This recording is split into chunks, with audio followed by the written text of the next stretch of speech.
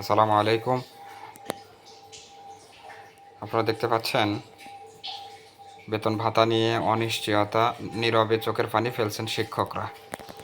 আসলে পরিস্থিতি এমনই, আমরা শিক্ষকরা নীরবে চোখের পানি ফেলানো ছাড়া আর কোনো কাজ তো দেখি না, আর কোনো তো উপায় তো দেখি না, আর তো কোনো উপায় দেখি না।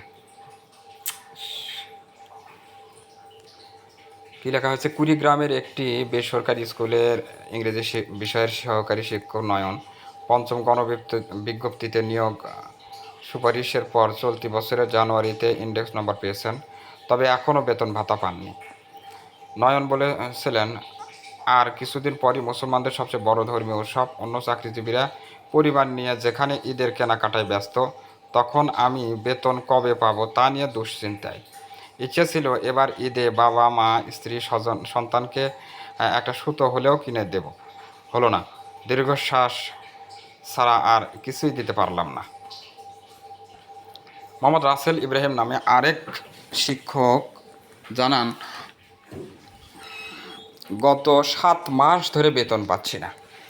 7 মাস ধরে একজন শিক্ষক বেতন পাচ্ছে না। তাহলে এই এমপিওভুক্ত শিক্ষক কর্মচারীদের নিয়ে যারা দায়িত্বে আছেন, যারা এই 4.5 লাখ 5 লাখ শিক্ষকের জন্য যারা চাকরিতে আছেন, তারা কিসের চাকরি করতেছেন বলেন? প্রিয় শিক্ষক মণ্ডলী, প্রিয় দেশবাসী, আপনাদের কাছে প্রশ্ন।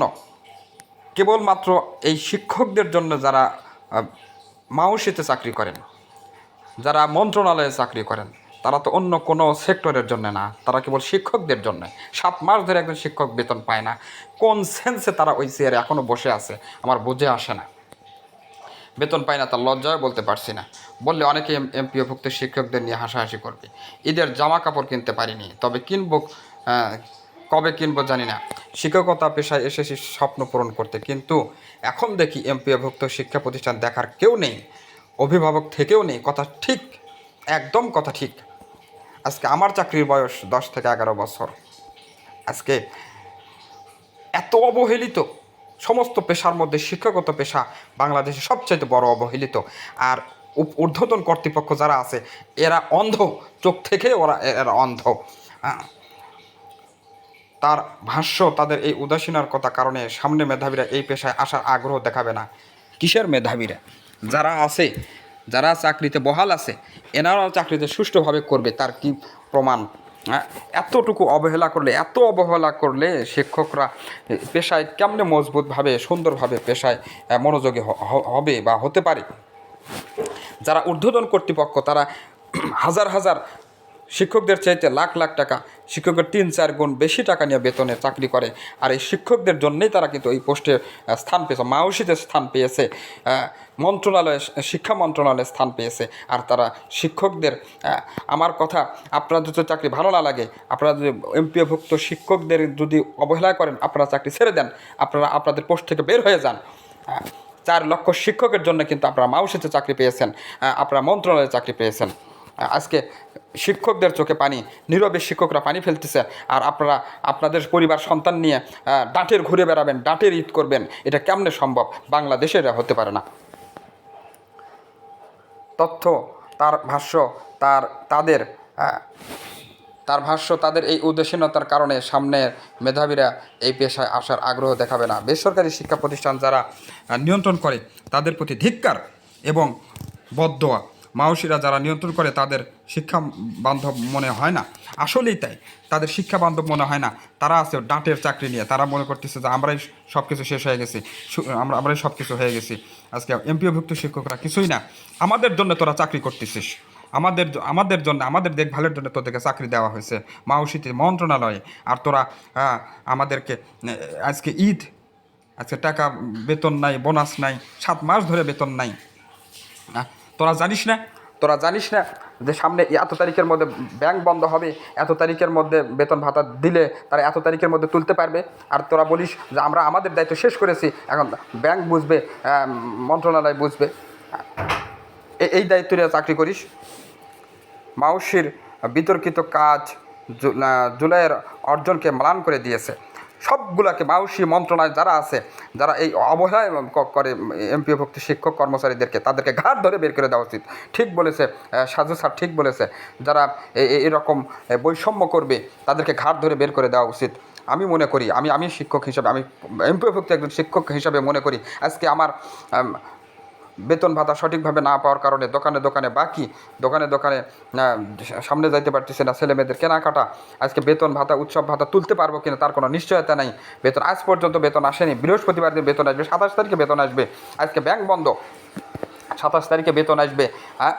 এই বেতন কেমনে কীভাবে তুলবে শিক্ষক কর্মচারীরা, আমিও কীভাবে তুলব, এই টেনশনের মধ্যে আছি। 4 লাখ শিক্ষক কর্মচারীরা বেতন অনলাইনে দেওয়া খুব সহজ বিষয় না। আমার তো মনে হয় এরা এই শিক্ষক কর্মচারীদের কাজকর্ম বাদ দিয়ে অন্য কোনো কাজকর্ম করে, অন্য কোনো মন্ত্রণালয়ের কাজ করে, অন্য কোনো বিভাগের, অন্য কোনো সেক্টরের কাজ মনে হয় এরা করে। অনেকের তত্ত্বগত ভুল রয়েছে, তবুও মানবিক বিবেচনায় তাদের বেতন দেওয়া হচ্ছে। হাইরে মানবিক বিবেচনা। নতুন একটি বিষয় বাস্তবায়ন করতে নানা সমস্যা হয়, তো সারা জীবনই সমস্যা করে মারতেছে এই এমপিওভুক্ত শিক্ষকদেরকে। সব সমস্যার সমাধান করে বেতন দেওয়ার কাজ চলছে। আমরা আমাদের কাজ শেষ করেছি। আমার কথা হচ্ছে এমপিওভুক্ত শিক্ষকরা যখন বেতন পাবে, আমার সরকারের কাছে নিবেদন যে এই সেক্টরে এমপিওভুক্ত শিক্ষক কর্মচারীদের দেখভালের জন্য ঊর্ধ্বতন কর্তৃপক্ষ যারা আছেন, মাউসি এবং শিক্ষা মন্ত্রণালয়, সব সেক্টরের, শিক্ষা মন্ত্রণালয় থেকে শুরু করে মাউসি থেকে শুরু করে এমপিওভুক্ত শিক্ষক কর্মচারী, সমস্ত এই এক লাইনের এই শিক্ষা বিষয়ের যারা আছে সবাই একদিনে বেতন পাবে, সবাইকে একদিনে বেতন দিতে হবে, সবাইকে একদিনে বেতন দিতে হবে। বেতনের মধ্যে কোনো কমিশন না। আপনারা শিক্ষা মন্ত্রণালয় থেকে আগেই বেতন নেবেন, মাউসি থেকে আগেই বেতন নেবেন, আর আমরা বেতন পাবো না, এটা হতেই পারে না। শিক্ষা মন্ত্রণালয় যেদিন বেতন পাবে, মাউসিতে যেদিন বেতন দেওয়া হবে কর্মকর্তাদের, শিক্ষকরা ওই দিন একদিনে বেতন পাবে। এই সিস্টেম চালু করতে হবে বাংলাদেশে।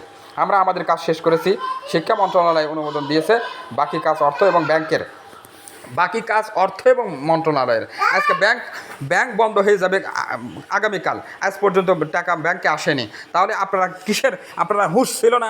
আপনাদের কি হুঁশ ছিল না যে এই কয়েকদিনের মধ্যে যদি আমরা ব্যাংকে টাকা পাঠাই, এই কাজগুলো যদি আমরা ভাবে শেষ করি, তাহলে তারা ব্যাংকে এতদিনের মধ্যে যাবে, এতদিনের মধ্যে কাজগুলো তারা শেষ করতে পারবে। আপনারা কি এগুলো জানেন না? আপনারা বলতেছেন যে কাজ অর্থ মন্ত্রণালয়, ব্যাংক তো আগামীকাল বন্ধ হবে, শিক্ষকরা টাকা উঠাবে কিভাবে? তাদের বিষয়গুলো নিয়ে আমরা বক্তব্য দিতে পারি না। কবে ব্যাংকে টাকা পাঠানো হবে সেটি চিফ অ্যাকাউন্টস অফিস ভালো বলতে পারেন। আপনাদের মাউসির উচিত ছিল যে ঈদের পরে মন্ত্রণালয়ে ঈদের পরে পাঠানোর দরকার ছিল।